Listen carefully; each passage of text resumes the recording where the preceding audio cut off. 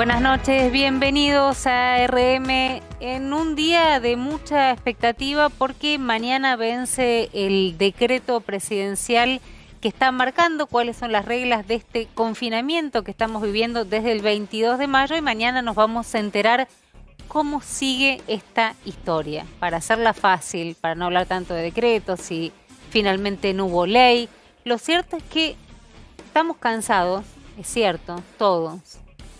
Creo que la gran mayoría acompañamos, bancamos, esperamos, aguantamos, entendemos, por supuesto que estamos hablando hoy de 27.200 casos.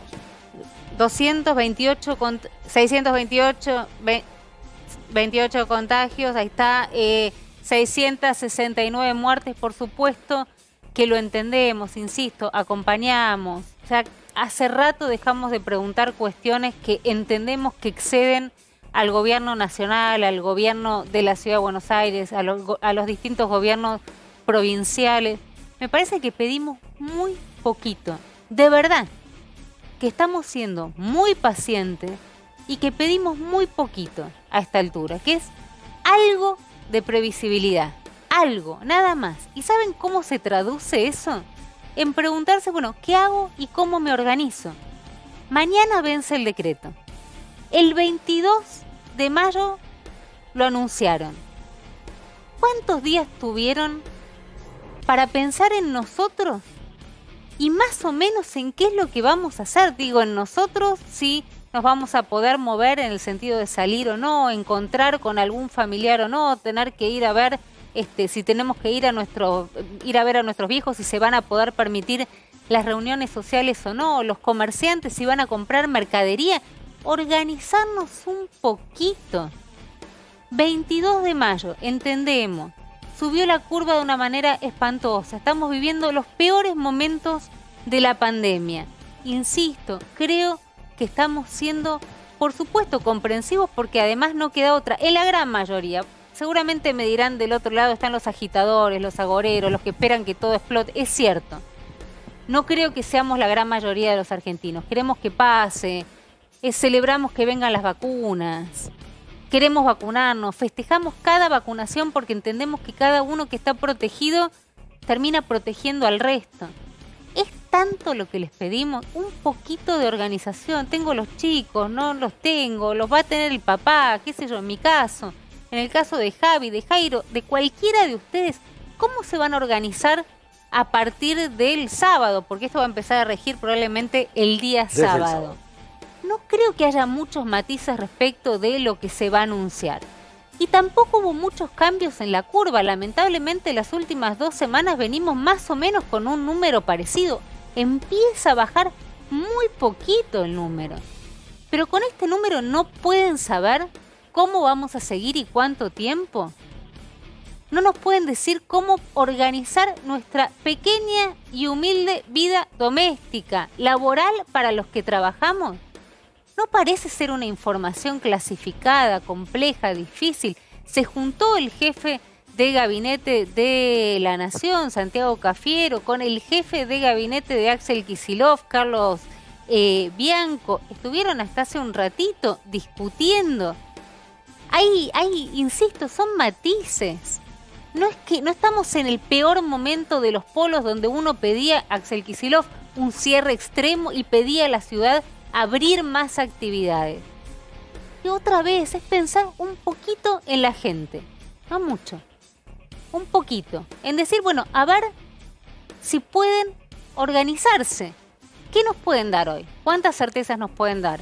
Pocas. Que hay vacunas, que están llegando, es cierto. Entendemos que hay una pelea feroz por las fake news que se están tratando de instalar, como por ejemplo, hablábamos recién con mis colegas, esta noticia que acaparó gran parte de la agenda mediática, que nos quedamos afuera de la donación que va a hacer Estados Unidos. ¿Es así? Es así. Sí, nos quedamos afuera, pero nadie explica, digamos. Lo ponen en esos términos alarmistas. No, lo ponen en términos alarmistas a propósito para volver a echar las culpas en Pfizer, en el escándalo, en el gobierno, respecto a que esa decisión de no arreglar con Pfizer nos deja fuera del mundo. Y no tiene que ver con eso. tiene que ver con que esto es para los países pobres, que no acceden, que no tienen pueden, ninguna vacuna. que no tienen ninguna vacuna, que no tienen dosis dadas. Claro, Totalmente. de hecho, no entran en esa donación ni Brasil, ni Uruguay, ni Colombia, ni Correcto. Chile, que son los países con los que habitualmente nos comparamos o se hacen las comparaciones cuando se quiere criticar al gobierno. En este caso, Argentina está igual que esos países porque un poquito más, un poquito menos, tiene su estrategia de vacunación desarrollada. La preocupación del mundo es, che, África básicamente no tiene vacunas. Si nosotros nos vacunamos, los países ricos dicen, pero África no tiene vacunas y otros países pobres no tienen vacunas, van a venir cepas nuevas y no se va a terminar la pandemia en el mundo. Esa es la lógica por la cual están donando. Ahí Argentina, cuando miran los países de ingresos bajos y algunos países de ingresos medios, no entra como no entra, repito, ni Brasil, ni Chile, ni Colombia. Hay un montón de cosas para pegarle al gobierno sobre la pandemia, vacunación. etcétera. Ese punto... Ese punto no vale, sin No hay embargo, manera. acaparó, insisto, gran parte de la agenda mediática. Pero Sí. no estamos... De ciertos medios, ¿no? En muchos. Sí, en muchos. ya En sabemos muchos de qué medios. No, pero en muchos e importantes. En muchos Sí. e importantes. Y la verdad que no está todo el mundo consumiendo todos los medios para ver qué se dicen es cada cierto. uno. Vos ves la tapa de un diario importante diciendo nos quedamos afuera y la verdad que si es el diario que consumís es nos quedamos afuera, digamos, y no da esta explicación. Ahora, insisto, no es tan difícil. No podemos saber a qué hora. Nos va a despertar Alberto Fernández mañana temprano a la mañana. Nos vamos a enterar al mediodía, nos vamos a enterar a la tarde. Llegó, yo vamos a hacer, hagámoslo de manera desordenada porque la persona que nos va a poder responder todo esto que estoy preguntando acaba de llegar al estudio. No, casi todo lo que estoy preguntando está llegando al estudio. Santiago Cafiero, jefe de gabinete. ¿Qué tal? ¿Cómo estás? Buenas noches. ¿Cómo ¿Qué andas? tal? Buenas noches. Buenas noches. Sí, si querías te lo podías sacar. Tenemos este aparatito que nos trajo Juanchi Zabaleta de Hurlingham, que nos mide, ¿cómo es? El dióxido De carbono en el aire. de carbono más en o aire, menos. cuán respirado está. Bueno, tratamos de mantener las Estamos distancias. estamos alejados. Y estamos alejados. ¿Cómo estás? Bien, muy bien. No, entraste medio a las corridas, te agradezco, sé que fue un día complicado, pero primero quiero preguntarte lo que estaba preguntando cuando arrancaba el programa, que es, me parece que muchos, la gran mayoría de los argentinos aguantamos, bancamos, acompañamos, entendemos la situación que se está viviendo. Pregunto, ¿por qué no nos pueden dar un poquito de previsibilidad en este sentido? Mañana vence el decreto. Un decreto del 22 de mayo, mañana es 11, vence. ¿Cómo nos organizamos? Más o menos nuestra vida. Tenemos que esperar a ver si nos levanta de sorpresa el presidente a las 9 de la mañana, si hay una conferencia a las 5, si habla primero Alberto Fernández, después Larreta, después Kicillof. ¿No podía haber previsibilidad para decir, bueno, miren, señores y señoras, argentinos y argentinas, no sé, el miércoles, el lunes pasado, no cambió tanto la curva, no hubo un cambio de caso que vos puedas decir, no, mira, estamos esperando, Romina, porque el último cambio del último número puede hacer que el escenario se dé vuelta? ¿Es tan difícil? Mira, en primer lugar, lo que hay que entender es que ya la previsibilidad está en el proyecto de ley que se envió al Congreso, que es un proyecto de ley que estipula diferentes parámetros, son parámetros objetivos, y toman de base ese proyecto de ley que ya tiene media sanción del Senado y que se está discutiendo en la Cámara de Diputados.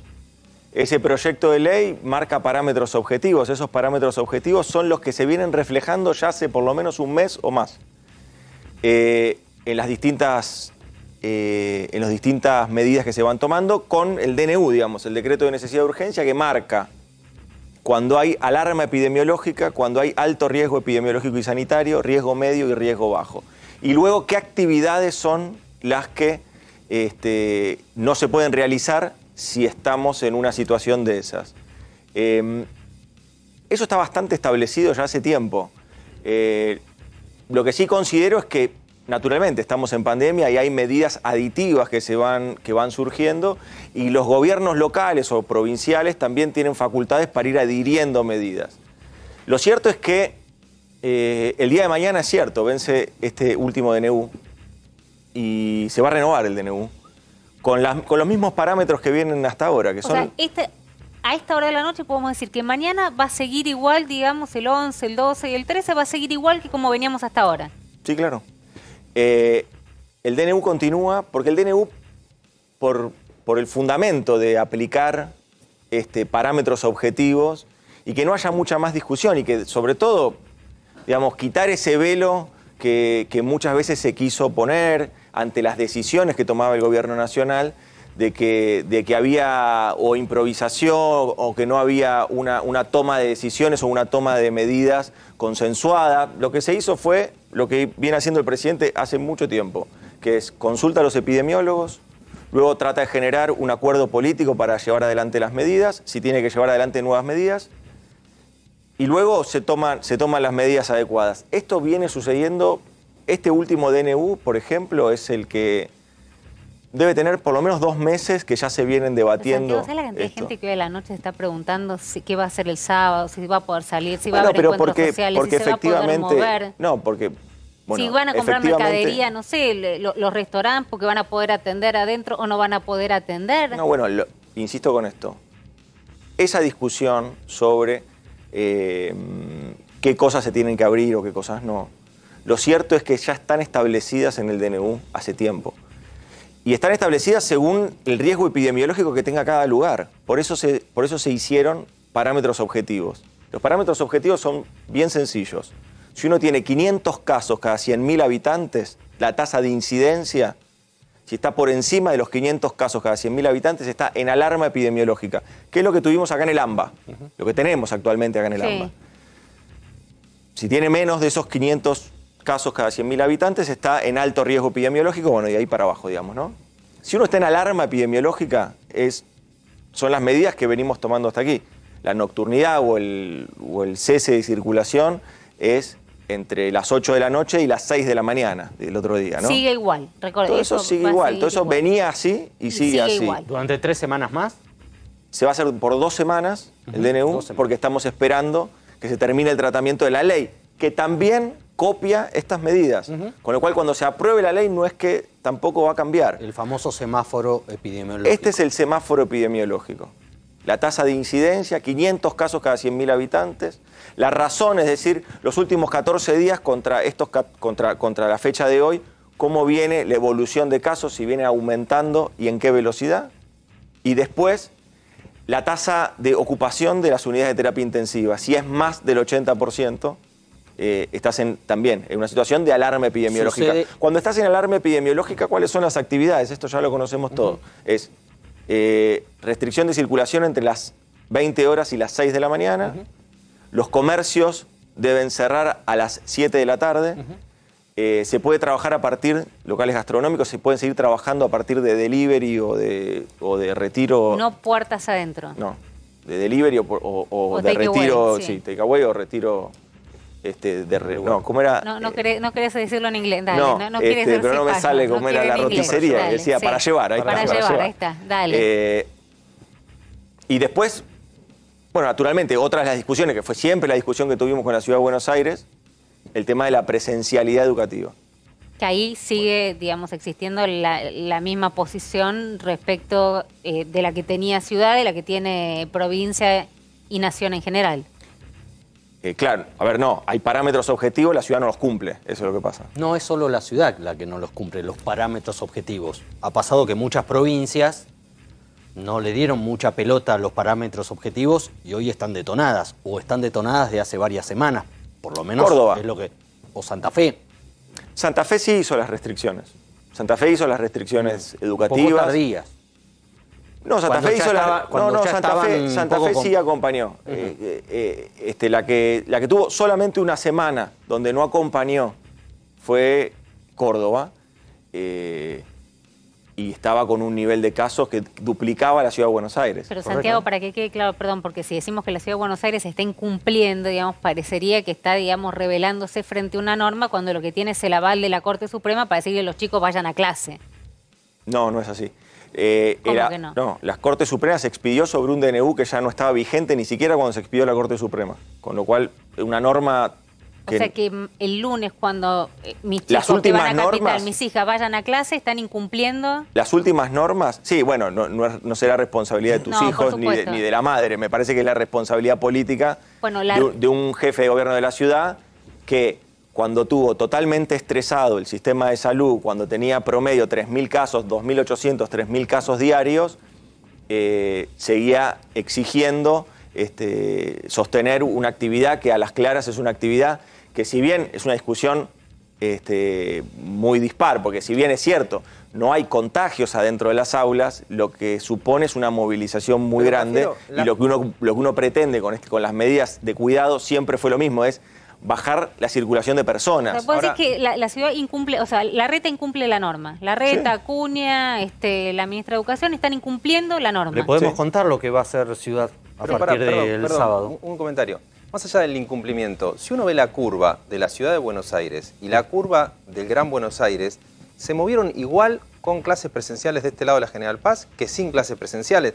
Ahí, más allá del debate de si incumplió, si está bien que no se haga, trabaje en conjunto, ¿no hay para repensar si es correcto sacrificar tanto la educación abriendo día por medio? Si la única salida es cierro todo, cuando uno ve la curva de ciudad y la curva de provincia y se mueve.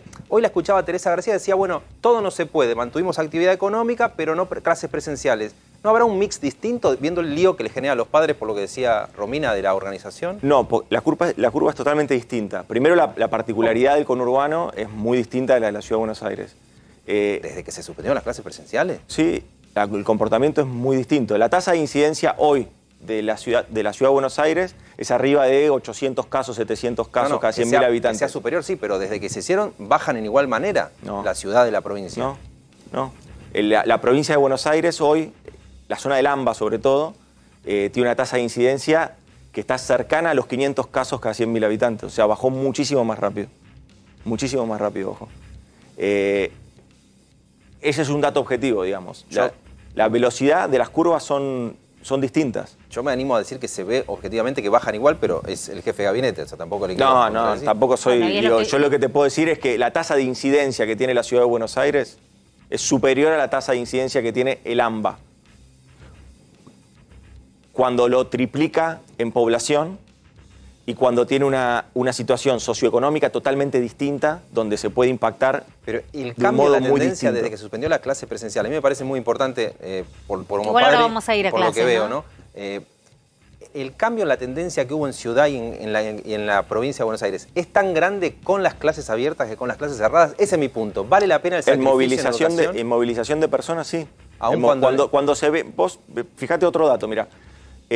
La movilización de personas durante esos 9 días que hubo un cierre más estricto y que la Ciudad de Buenos Aires adhirió a las políticas nacionales, la curva de contagios es la curva que estamos viendo ahora. Pero la gente se mueve para ir al parque, para ir al trabajo, para ir al Parque de la Costa que está abierto. La gente se mueve. O sea, ¿cómo saber qué es la escuela? A mí eso es lo que me genera... El Parque de la Costa está cerrado.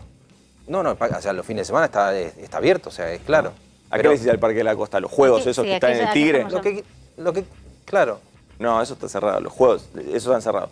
Lo que vos tenés es, que tenés que evaluar es, vos fijate una cosa bien concreta, mirá. Las medidas de cuidado, las medidas de restricción, son medidas que se toman y que se entiende de sobremanera, que son medidas que se toman y que generan mucha discordia, pero sirven. Porque nosotros teníamos una curva de contagios, que habíamos tocado los 40.000 casos en Argentina. Sí. Y hoy tuvimos 27.000 casos. Son medidas que se toman, son medidas que realmente representan un dolor de cabeza, pero son medidas que sirven. Y la ciudad de Buenos Aires, ordenémonos un poco porque hay un montón de temas que si no van a entrar. Mirá, fíjate, Jairo, un minuto. Mirá, la Ciudad de Buenos Aires seguía con... Nunca logró bajar de los 2.500 casos. Nunca logró bajar de los 2.500 casos. Hace 2 días tuvo 1.500. Claro, porque tuvo estos 9 días donde cerró. En serio. Si no, no hubiera bajado. No hubiera bajado la ciudad. Creo que es un capricho entonces, porque lo que estamos diciendo es si estos 9 días efectivamente donde los chicos no fueron a clase y la ciudad acompañó la no presencialidad. Perdieron solamente 3 días de clase, ¿no? Sí, porque después estuvieron los feriados. Pero digamos, si los casos bajaron, que es un capricho. No, la ciudad perdió toda la semana porque la reta dijo que no podía dar clases virtuales. Chicos, virtuales no hubo Por eso perdieron 3 días. No hubo clases. Perdieron toda una semana. Pero digo, ¿qué sería un capricho por parte de la reta? Decir, a pesar de que bajaron los casos sin ir los chicos a las clases, el lunes los voy a volver a hacer ir a los maestros, a los chicos, a los docentes. Yo creo que es es muy claro que que... nadie capitaliza muerto, ¿no? Eso es una obviedad. No, eso es horrible, es una discusión horrible, eso es una discusión que nos duele a todos. La Argentina vive permanentemente en una situación de mucho estrés y mucha angustia con cada uno de los fallecimientos que van ocurriendo, lamentablemente, y es así, y lo vivimos así todos, sobre todo las familias que tienen esos familiares que están padeciendo la enfermedad, que están en una situación de complicación. Imagínate que como gobierno lo que nosotros tratamos es de que eso no pase. Acá el punto es otro, acá el punto es que hay un gobierno que toma medidas, que sabe que son medidas que van en contra, si querés, de esa inercia electoral que a veces se busca, que van en contra de las encuestas, pero que van a favor de salvar vidas. Y me parece que no es la misma actitud que tienen algunos opositores, claramente. No están intentando hacer políticas para que salven vidas. ¿Quién gana con eso? Vuelvo a preguntar, digo, chicos, me lo habrán escuchado preguntar 200 veces, pero ¿quién gana con que no se salven vidas? No, bueno, me parece que hay muchos que están haciendo, y vos lo sabés bien, que hacen política con la pandemia, que no pueden hacer política quizás con otras cosas, y piensan que atacando la vacunación, por ejemplo, atacan al gobierno, que piensan que atacando la gestión de la pandemia atacan al gobierno, piensan que de ese modo van a tener algún rédito electoral, y se equivocan, piensan que lo que está en discusión son si ponen o no ponen 2 diputados más, y la sociedad los va a castigar, porque no cuidaron lo más preciado, no cuidaron la vida de los argentinos y argentinas, pusieron en riesgo estrategias sanitarias, cuestionaron a la ciencia, negaron la pandemia. Bueno, pero no es lo mismo, digamos, todos los personajes que estás hablando de la oposición, digamos, quienes están en la gestión, quienes están afuera, quienes están traccionando electoralmente, digo, los metés a todos en la misma bolsa. No, en general hablamos no. de Juntos por el Cambio. Mira, yo lo resumo de este modo. Nosotros seguimos escuchando a los epidemiólogos, a los médicos intensivistas, seguimos escuchando las terapias intensivas para tomar decisiones.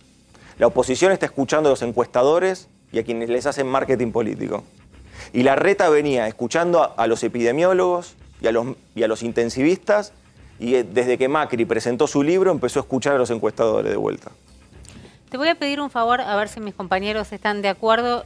Primero tratar de entender qué le pasó. Digo, ¿hoy quién fue el que me comentaba? ¿Teresa García? Sí, dijo por radio algo así como que está agotado, está quemado. Que, bueno, como que ¿no? Hizo como un sincericidio de estamos todos quemados, agotados, pero la verdad que terminó siendo tema de debate y casi te diría con impacto en la política internacional los dichos de Alberto Fernández, supuestamente citando a Octavio Paz respecto de dónde venimos, digamos, cada uno de los latinoamericanos. ¿Podemos verlo 2 minutos? A ver, ¿lo tenés por ahí?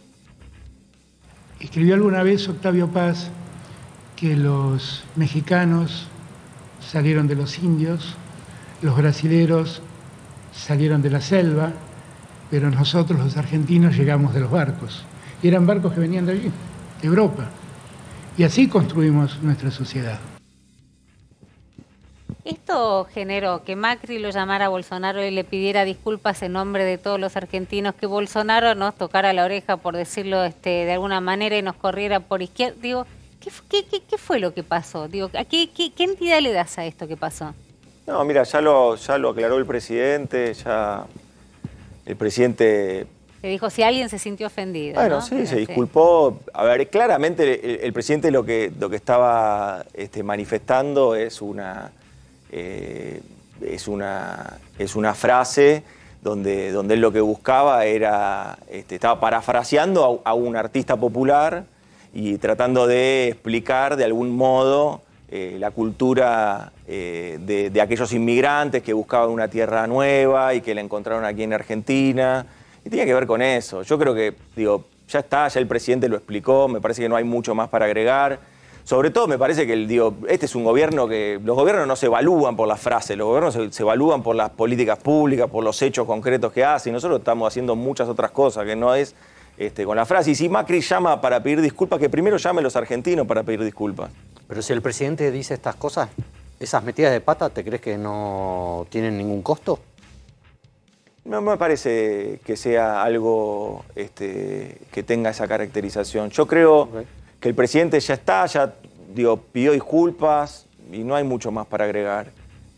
Insisto con esto, a nuestro gobierno no lo definen las frases, lo definen los hechos, lo define lo que podamos hacer. ¿Pero no lo cuidan poco a veces en el entorno al presidente? ¿No está demasiado sobreexpuesto? O sea, tal vez es su manera de ser, ¿no? Por haber sido jefe de gabinete, todo el tiempo explicando. A veces, el otro día lo charlábamos acá, cuando habla demasiado, no queda demasiado expuesto. No sé cómo lo viven ustedes. No, no creo que sea eso, para nada. El presidente comunica porque es la principal figura política que tenemos, es nuestro referente, es nuestro conductor, entonces es quien está permanentemente al frente de la comunicación porque es su palabra, es la palabra que tranquiliza a los argentinos, es la palabra que gira, que fija, mejor dicho, el norte y los objetivos claros que tiene nuestro país. ¿Y no se devalúa con este tipo de cosas esa palabra? No, para nada, porque él tiene hechos para poder exhibir. Se devalúan los gobiernos que solamente se apoyan en las frases, que solamente se apoyan en los conceptos vacíos, en los del marketing político, en los conceptos que lo que buscan es manipular a la opinión pública.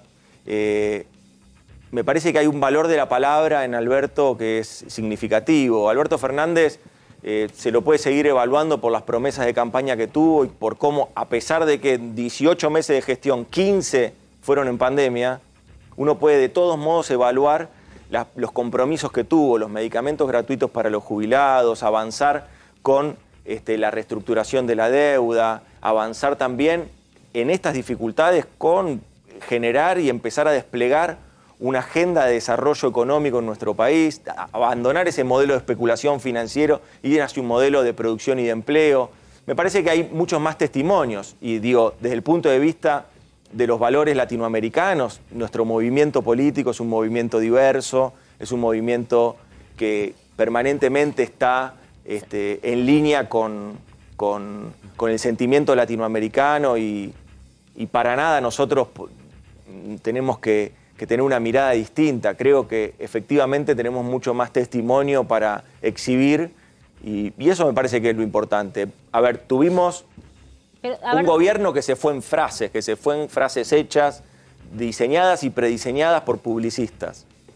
Y esas frases hechas no sirvieron de nada. Bueno, Santiago, perdón, quiero entrar, si nos estamos pisando, pido disculpas, pero bueno, por supuesto hay muchas preguntas, insisto, la clave la está dando, sigue el decreto, 2 semanas, mañana tal cual veníamos, no va a haber novedades, y entendés que el lunes sí, los chicos van a clase, el gobierno de la ciudad está incumpliendo una norma.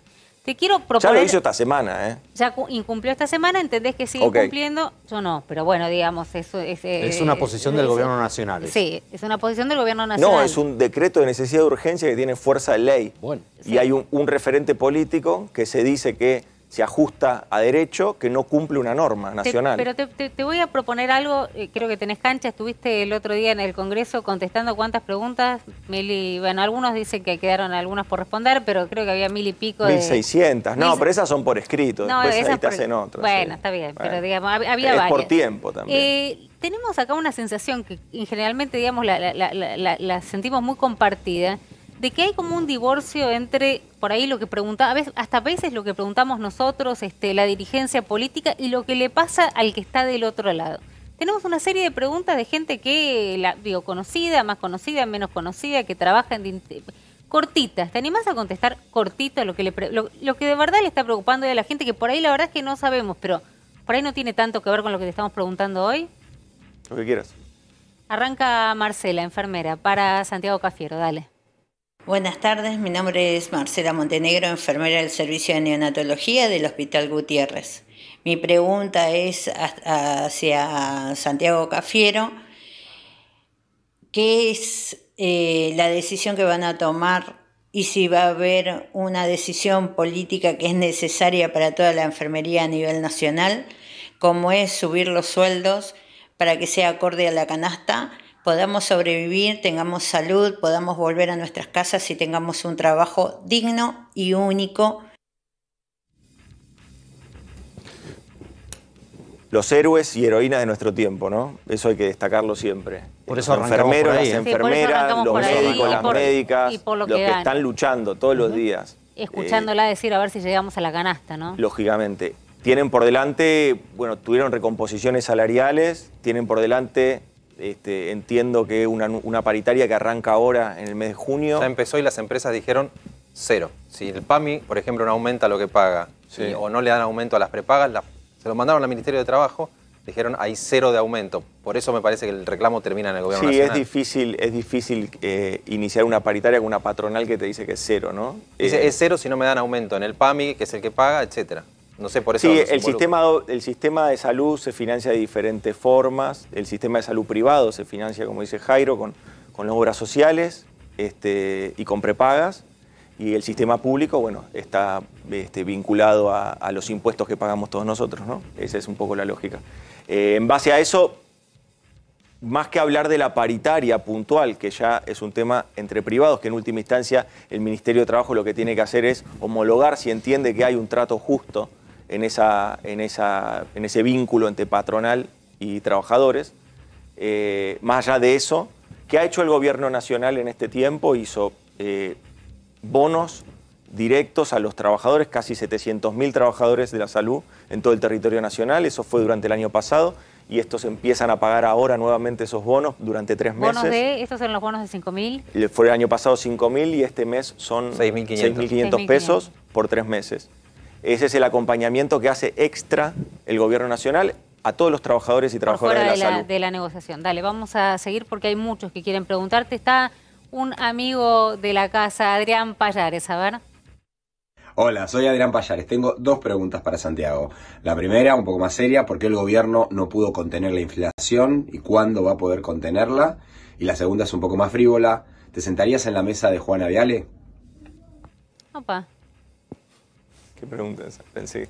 Bueno, la inflación, todos lo sabemos, Jairo lo explica habitualmente.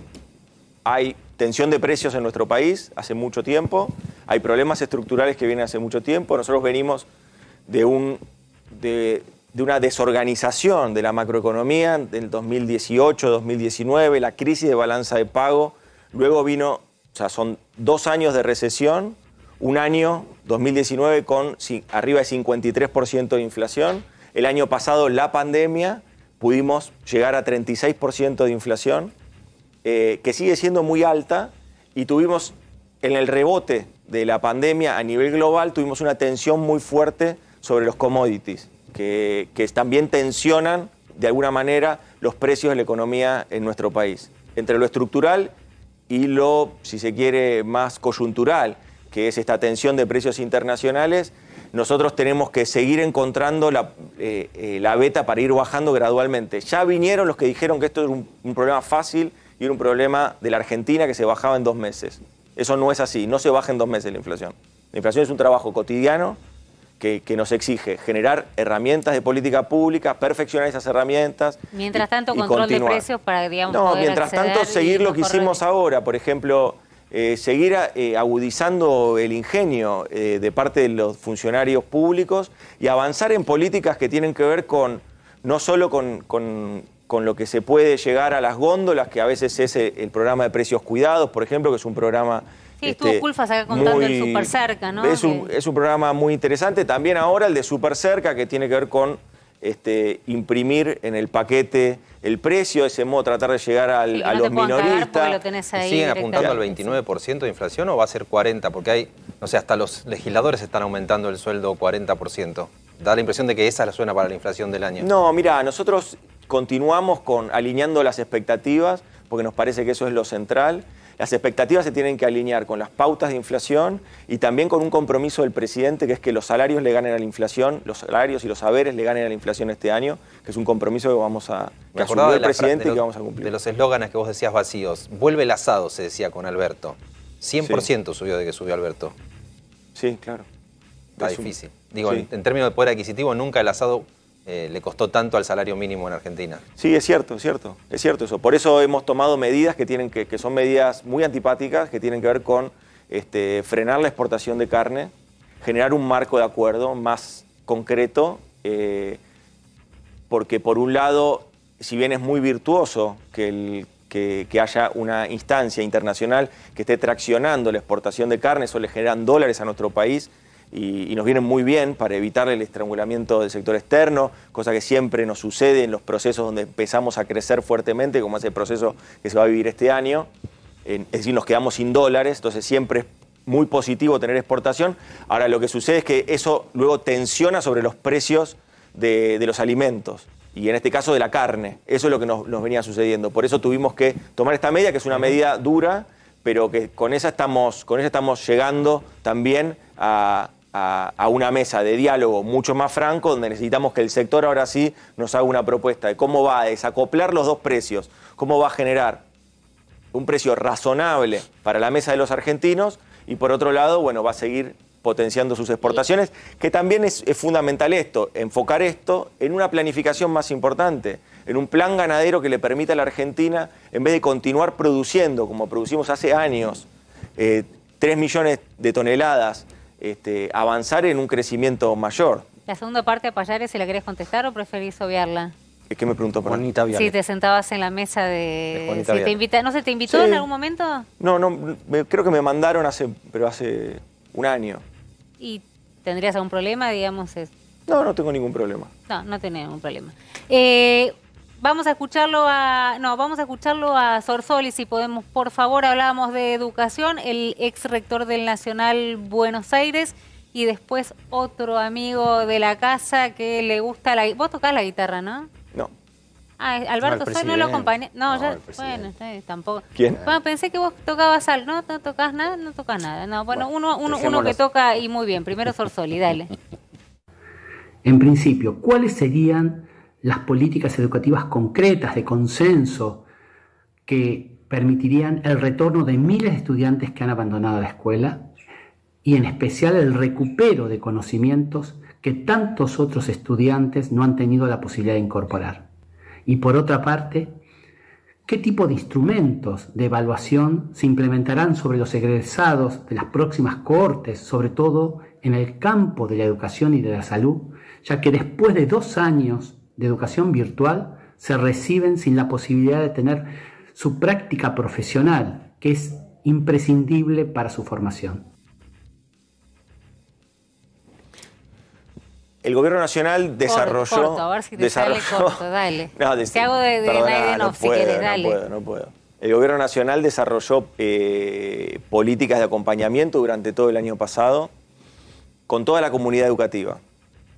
Claro que nada reemplaza la presencialidad, esto lo sabemos todos, nada reemplaza la presencialidad. Ahora, tuvimos que adaptar, como todos, nos tuvimos que adaptar a convivir con la pandemia, a convivir con el coronavirus. Bueno, durante el año pasado nos tuvimos que acostumbrar también al dictado de clases virtuales o a generar mecanismos de educación remota o a distancia. Y lo virtual, mismo, que sería virtual porque no todos tienen acceso, digamos...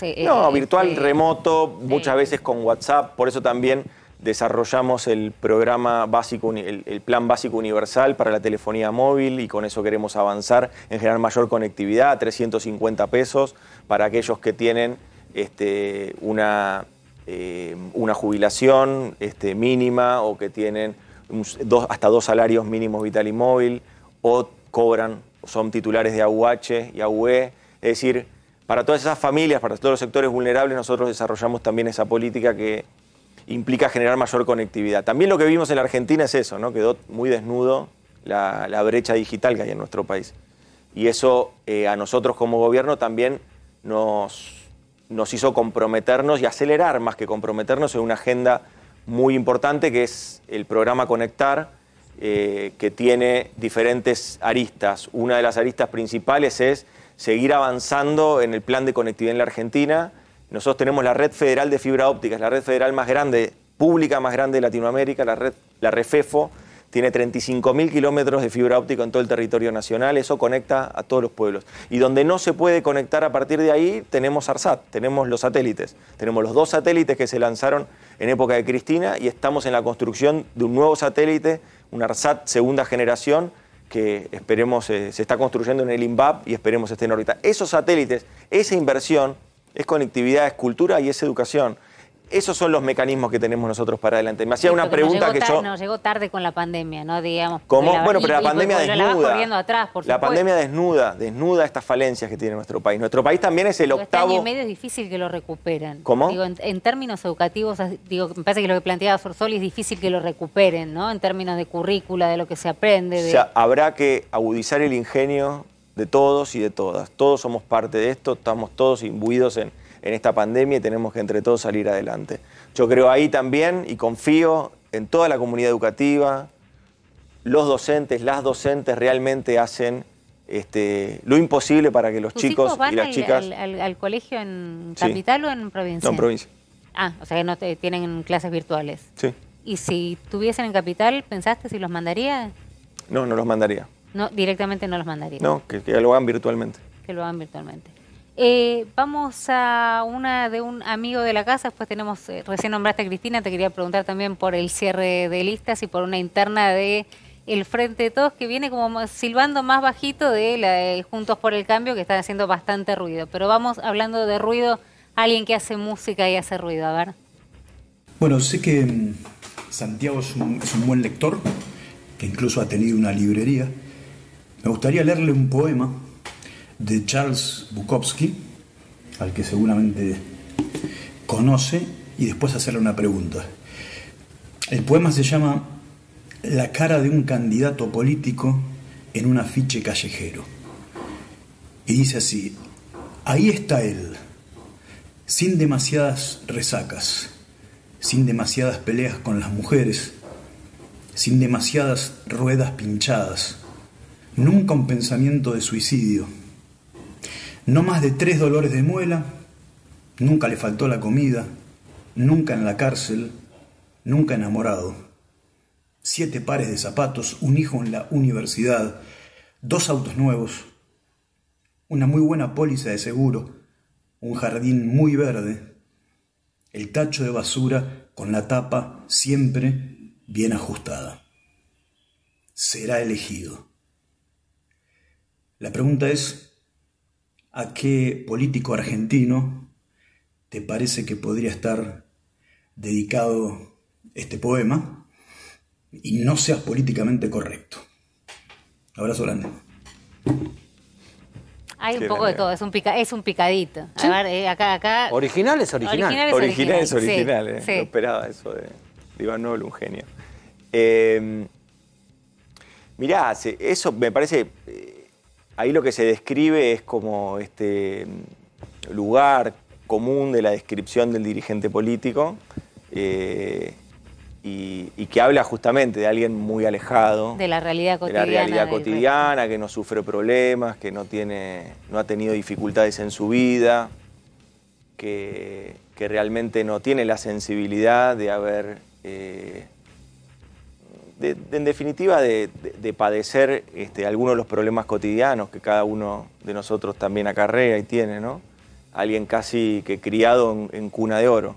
Tengo que decir más quién creo que habla, ¿no? No Ahí lo pusieron, mirá. Solo, ¿qué? fue intuitivo, mirá. Bueno. Viene arreglado con la producción. Bien arreglado. Está bien arreglado la producción. No, me parece que la producción me entendió. ¿Alguno no podría decir y Alberto Fernández no responde a esa lógica? Sí, Alberto Fernández, un docente universitario, alguien que... No, te pregunto, que hace 20 no te estoy años... chicaneando, te estoy preguntando. No, pero yo te estoy contestando, no, tampoco te... Es tan sensible, ¿no? Te pongas... Estoy sensible. ¿Cómo era? Estoy sensible. ¿Qué me indigna? Me dijeron el otro día. Dale, que digo, no puede responder. ¿Está cerca de la realidad cotidiana de la gente? ¿Alberto? Sí. Sí, claro. Alberto es un profesor universitario, es alguien que continúa dando clases, ahora en modo virtual, continúa dando clases, sigue permanentemente en contacto con sus alumnos. Bueno, Macri, no me voy a meter tampoco, claro. Si su respuesta es Macri, la verdad que no te voy a torcer ni buscar para otro lado. Vamos a una más y arrancamos después una vuelta nuestra. Hay mucho. Aparece, esta sé que es compleja y que... vamos a ir a Natalia Bolosín, abogada, también amiga de la doctora, ¿la conoces? No, te preguntaba si era otra de las... Era otra y arrancamos nosotros, dale. Hablando, por supuesto, intuyo del tema justicia, ¿no? Dale. Me gustaría preguntarle al jefe de Gabinete de Ministros, ¿no cree que fue un error la insistencia del gobierno en propuestas de reforma de la justicia tan extremas, considerando que a casi 2 años de mandato, más allá de la pandemia, el gobierno no tiene nada concreto, ningún avance para mostrar en esa materia? ¿No hubiera sido mejor ofrecerle a la sociedad reformas profundas, sí, pero posibles, que lograran el consenso necesario para hacerse realidad? ¿No es un ejemplo de esta obstinación el hecho de que el candidato a Procurador General de la Nación, el doctor Daniel Rafecas, que es el candidato oficial del gobierno y que tiene buena parte del apoyo de la clase política argentina, todavía no haya podido ser designado? A ver, el presidente en campaña ya advertía que mejorar el servicio de justicia era uno de sus desafíos también. Cuestionaba también lo que estaba sucediendo, sobre todo cuestionaba ese vínculo espurio que existía entre el Poder Judicial y los servicios de inteligencia. Por eso, cuando apenas asumió y dictó la intervención de la Agencia Federal de Inteligencia, con Cristina Camaño, ¿no? Modificó el artículo 4 de la Ley Nacional de Inteligencia y desvinculó al Poder Judicial de los servicios de inteligencia. En esa modificación, diciembre del 2019, apenas llegamos. Y luego se empezó a trabajar en una reforma en el Fuero Federal. Reforma en el Fuero Federal que tomaba mucho, ahí a la doctora, tomaba mucho del consenso que se había generado en proyectos del entonces oficialismo y de la actual oposición. Mucho de ese proyecto. Ampliar los juzgados federales, sobre todo en todo el territorio nacional, buscar una política... Lo había trabajado Garabano mucho, ¿no? El exministro de Justicia. Garabano y varios lo habían trabajado. Que luego rápidamente se pusieron enfrente, ¿no? Porque como ya terminó siendo una propuesta del gobierno, se pusieron enfrente y se negaron a discutirlo. Y casualmente antes de que Jefatura de Gabinete es el que envía los proyectos del Ejecutivo a la Cámara, a la Cámara adecuada, digamos, al Senado o a la Cámara de Diputados. Antes de que yo toque Enter para mandarlo, tenía de fondo la televisión y ya estaba la oposición diciendo que se oponía al proyecto. Es decir, ni lo habían leído, ni siquiera les había llegado. El proyecto ya se habían opuesto. Esa oposición que obtura y que no genera un diálogo constructivo es el gran problema que tuvimos nosotros para poder avanzar en este tipo de... Pero es un chino la reforma judicial en medio de la pandemia. Es difícil de justificar, ¿no? Como prioridad en medio de la pandemia. Pero se podría posponer y decir, la vamos a tratar después. Lo que pasa es que sigue habiendo delitos federales. Por ejemplo, la trata, por ejemplo, el narcotráfico. Lo que pasa es que yo creo que se vinculó, Jairo, yo creo que se vinculó estrictamente a la política. Y ese fue el gran mérito de la oposición. Vincularlo antes de leerlo, solamente una cuestión de la política. ¿No es una agenda de Alberto? ¿Es una agenda de Alberto o es una agenda de Cristina? Es una agenda de la gente. Vos necesitás juzgados federales en Santa Fe porque necesitas luchar contra el narcotráfico. Necesitas juzgados federales porque necesitas luchar contra la trata. Creo que lo que te está preguntando, no quiero reinterpretarte, pero digamos, si es, te puedo reinterpretar. Digo, si es el histórico planteo de la necesidad de Cristina de zafar de determinada manera de alguna de las causas que la están complicando y entonces la agenda la impone más el kirchnerismo que el albertismo. Pero, a ver, se lo pide el kirchnerismo al albertismo. No, esto era algo que Alberto, primero eso no es así. Cristina es alguien que siempre responde ante la justicia. No ha buscado ningún tipo de atajo, ha confrontado todos y cada uno de las acusaciones que ha tenido y ha demostrado su inocencia permanentemente, así que ese no es el tema. Con mucha habilidad, creo yo, pero con poco espíritu republicano, la oposición lo que hizo fue vincularlo a la política. Esto es de la política y no es de la política, ¿eh? Mejorar el sistema de justicia de la Argentina no es de la política. Mejorar el sistema de justicia de la Argentina es que haya juzgados federales allí donde son necesarios. Sí, igual no hubo gobierno que no haya asumido, que no haya querido ser amigo del juez, digamos, ¿no? Siempre, si Comodoro Pitti hace un guiño, siempre es mejor que no te lo hace. No, mira, no, para nosotros no. Nosotros no tenemos mesa judicial, nosotros no operamos. Nosotros lo que queremos es que la justicia sea independiente, que mejore su autonomía y que gane prestigio. Es el único poder del Estado que su prestigio es la base fundamental de su legitimidad. Los otros poderes del Estado, la base de su legitimidad es el voto popular, el Poder Ejecutivo y el Poder Legislativo. El Poder Judicial, su legitimidad emana de su prestigio. Si pierde el prestigio, pierde legitimidad. ¿Vos pensás que la justicia es prestigiosa en Argentina? No. La dirigencia política tampoco. Digamos, bueno, ¿no? pero a la dirigencia política la votan y vos tenés opciones. Bueno, en un momento propuso Cristina también que se votara a los jueces, ¿no? ¿Te acordás de la famosa reforma judicial? Bueno, pero eso nunca llegó ni a un papel. Eso quedó en una discusión larga. Dejo los últimos para Corti. mamón. No, pará, esa es la última, después que adelanta. Pero vos sos el que es un minuto. ¿Se la damos a Jay la última? Sí, Se la damos a Jay la última. ¿Te animás la última de Jay? Es muy divertido. Sí. Yo quería la autocrítica. Después me van a decir la última. ¿Era la última de Yagui o la autocrítica? Si el gobierno, ¿hay autocrítica sobre la gestión de la pandemia? ¿Podés contestarme por sí o por no? ¿El gobierno? Sí. Permanentemente... Hacen autocrítica sobre la gestión. Permanentemente está revisando las cosas en las que tiene que ir mejorando. No es obcecado, ni mucho menos. Ni no, así que vamos... Esta sí, entonces no me contestás a mí, pero le contestás a Yagui. No, ¿cómo? Pero escúchame, a ver. No, pregunto, ¿hay autocrítica? Sí. La política del gobierno nacional permanentemente se está revisando. Nosotros permanentemente estamos llevando adelante modificaciones de cosas que quizás no se implementan tan bien. Por ejemplo, monotributo. Mirá, Jairo, lo miro a Jairo porque lo escuché el otro día. Con el tema del monotributo. Listo, fue una política, se implementó mal, dale, no, la modificamos. Vamos con Jay, dale, vamos con Jay. Nos vamos con Jay. Hola, es una pregunta para Santiago Cafiero. Quería saber si tiene es una pregunta que me hizo un amigo, que me dijo, si lo ves, ¿tiene un permitido varón?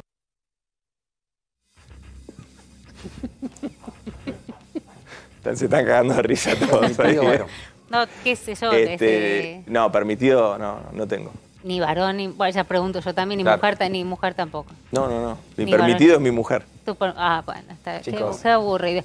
Mañana entonces, ¿hay anuncio o no hay anuncio?